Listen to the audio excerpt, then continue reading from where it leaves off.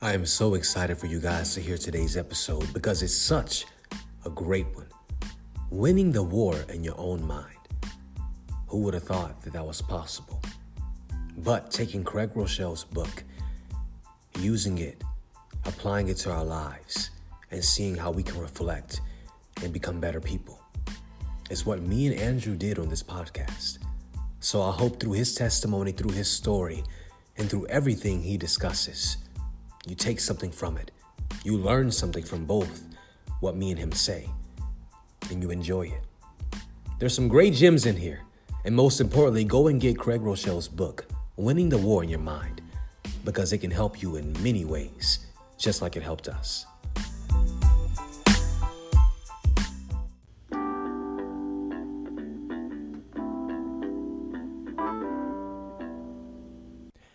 Hey y'all, what's up? Welcome back to Talks with Darius Deon. I'm so glad you're tuning in again. And so today we're starting a special series and it's called Winning the War in Your Mind. And it also goes along with the series I'm doing with Faith Walks. But before we get started, I want to go ahead and introduce this special guest that's sitting right here in front of me. He's one of my closest friends since freshman year. He's honestly become like a brother to me, and I'm so glad that we're on this journey about to graduate and we have each other. Before we get into this topic today, I want him to introduce himself. So go ahead. First of all, I'd like to say thank you, Darius, for having me. I'm so thankful that you have brought me onto your podcast. My name is Andrew Tompkins Lewis, and I am a graduate of Oklahoma City University. I'm in Darius's acting class, and we're both about to move on to New York City together. Yeah. We met 4 years ago, freshman year, and we've been inseparable ever since. Yeah, it's crazy.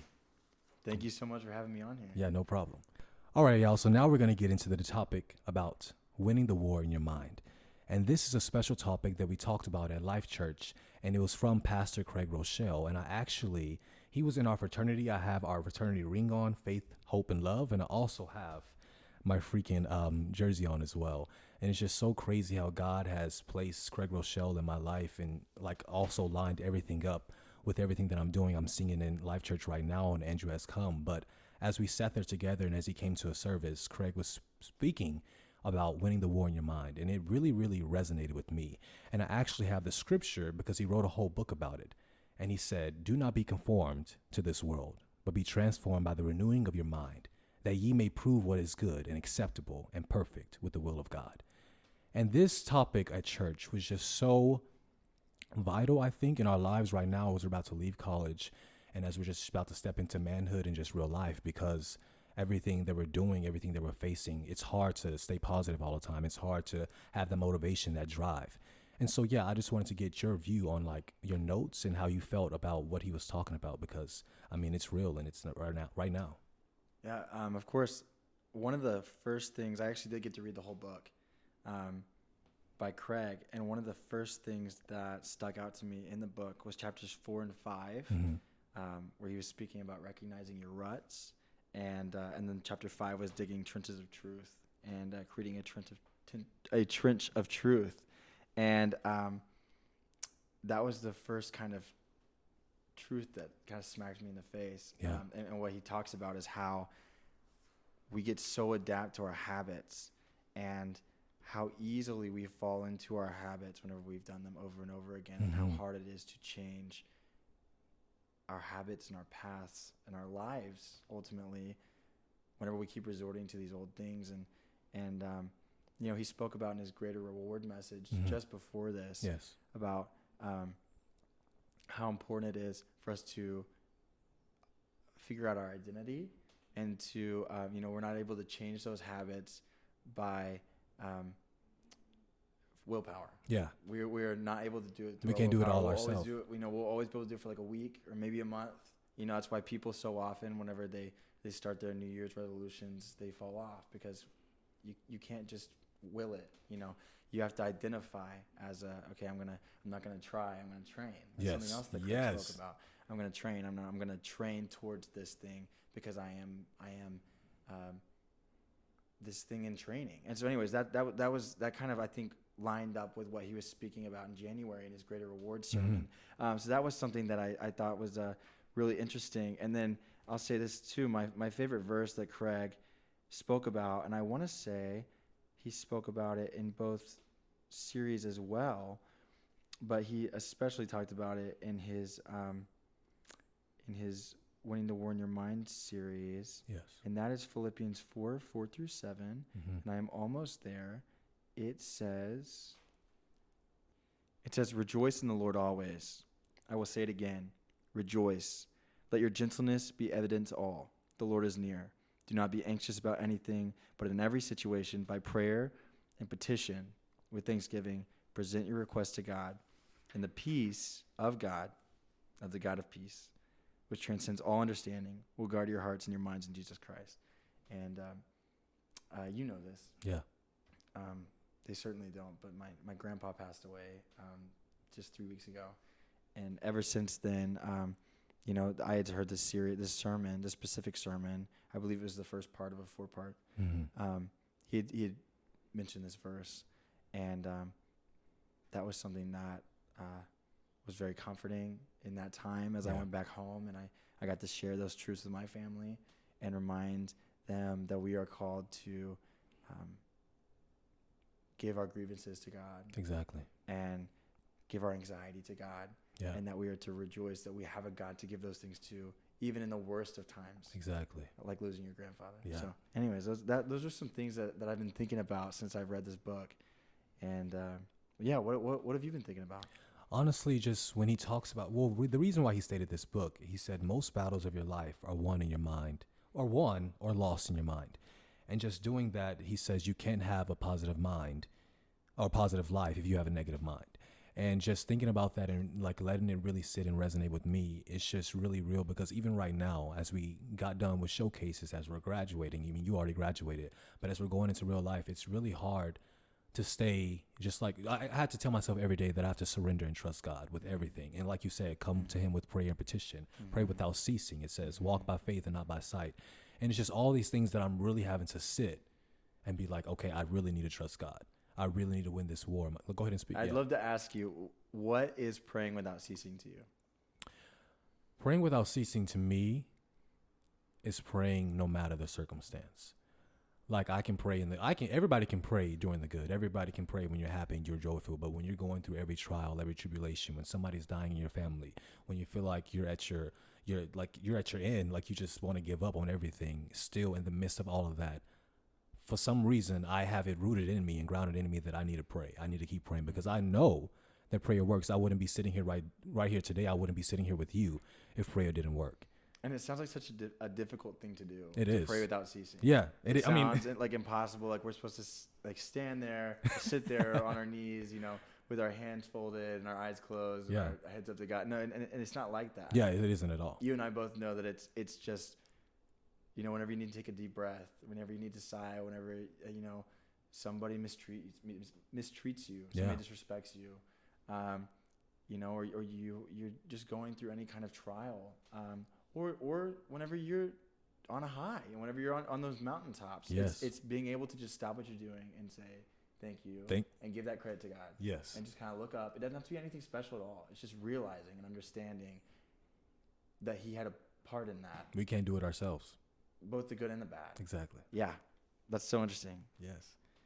And so I wanted to, is there anything right now in your life that you're trying to win the war in your mind? Yeah. Yeah. Right now I'm in a season of being by myself, of singleness, of being, I've graduated. I've taken on my first big boy job, my first adult job. And I'm paying rent for the first time. I'm paying bills for the first time. And what I'm realizing is that I'm in a season that I may never be in again, which is me living on my own and getting to create my own disciplines and figure out who I am aside from others, aside from roommates, aside from you, aside from Zach, aside from, and for those that don't know, Zach is one of our other great friends. Yeah. That's in our acting class. Aside from these people, aside from a significant other, aside from my parents, I'm not living under their roof. I'm living with me. Anyways, all that to say, I'm realizing that the disciplines and the habits that I form now are going to be what I become and the habits that I have 20 years from now. Yes. And the habits that I instill in my kids one day. And so, those are some very heavy thoughts. Yeah. And it's a lot of responsibility and a lot of pressure that I'm putting on myself to establish good habits. And so that's why I think the ruts and the trenches, chapters 4 and 5 of this book resonated with me so much because there are bad habits that I have. Yeah. And it goes down to as simple as, I want to do the dishes before I go to bed, or I want to shower before I go to bed every night. Yeah. I don't want to get, into my bed, in my dirty clothes, or I make my food and I don't go out. Yeah. I don't go out and spend money. Like it's things like that I've realized I can be the man that I want to be, and nothing is stopping me at this point. Not my age, not my being in college, not my living under my parents' roof. There is nothing stopping me from being exactly who I want to be and who God's called me to be and who I identify in Christ. So, yeah. What about you? Right now, basically I've already said it, just winning the war and like everything with school right now. But honestly, as you say that, it's just so funny because I am thinking that same thing, like everything, like not spending money, trying to stay focused, trying to stay on a budget, waking up every morning, being rooted in God all day so I don't let my mind drift, because it's easy to get down and getting these negative thoughts and these negative patterns, but you have to choose. Like Craig said, literally, you already said it, we're training, not trying. And that's really, really something that has really resonated with me, because we have the power to change our own lives as long as God is on our side, and he's always on our side. Yes, he is. And just doing that right now is really allowing me to focus and really trust him. And so winning the war in my mind, it's not easy, but he literally said, I have it written down right here. Your focus needs more focus. So whatever you're focusing on right now, you need to make it positive. You need to make it something that you're looking forward to, something that drives you, something that is, compelling you to do it. Instead of I want to go back to what Craig spoke about in his Greater Reward series, which was that whenever you are training, Paul calls us in the Bible to train like athletes, which is not something that you really compare Christianity to a lot, or religion at all, to athletics. But it's true, and Craig had the imagery of you running a race and there being a marathon, and there being one guy standing there that's been training for months or his entire life for this, and he's got the gear and he's ready and he's doing his stretches, and then there's the other guy standing next to him who went to academy the day before and bought the Nike shorts and bought the Nike tank and he's over there not stretching, and he's eating a donut because he just wants to do it. He's trying. He wants to try the marathon, but the other guy he's been training for the marathon. And Paul says, if you're gonna run to win, and so that was so interesting to me, because we're not just called to just try to be better Christians. Exactly. We're called to be the best versions of ourselves that we can. Yes. Beautiful. And honestly, I wanted to go ahead and give y'all the notes just in case maybe you're having trouble of winning the war in your mind, or if you're facing any struggles. And Craig says to write it, think it, and confess it until you believe it. So whatever it is, make sure you write it, whatever it is, down. Whatever God says actually is true about you. So don't let anything in this world or anything anybody tells you affect how you feel about yourself or affect how you move through life. Yes, you might have these times where you get down and you might have setbacks, but I want you to write it down, think it, and believe it and confess it. Believe that you're great. Believe that you're worthy. Believe that you're enough, and believe that you always have somebody looking out for you. But yeah. I want to touch on one more thing too. The God box that Craig speaks about. Also the freaking framing. Yes. And the frame. We can talk about reframing too. Okay, The God box was something that he spoke about in his book, and he also preached on at Life Church. And he was explaining how, to do this exercise, you would need to, whenever you had any kind of thought of anxiety or frustration, that you would write it down on paper, just like you said. Yeah. And then you would put it in the God box. So, and it's like a literal shoe box. Yeah. Like a literal box. It's like a cardboard box, something that you just write God on. He said you can make your own box at home. You can, do DIY.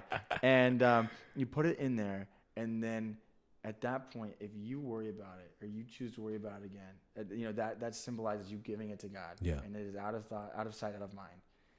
At that point, if you want to worry about it, if you want to choose to worry about it and put it in your own hands, then you have to physically go to the box, take it out, and take it for yourself. Yes. And I thought that was such an interesting that imagery little exercise. It's so clear, Because it really is like if you're really not trusting God at that point if you're going to go and take it out. Right. And that imagery just lets you know you have to fully give your all to Him. Yeah, absolutely. And then let's touch on the reframing too.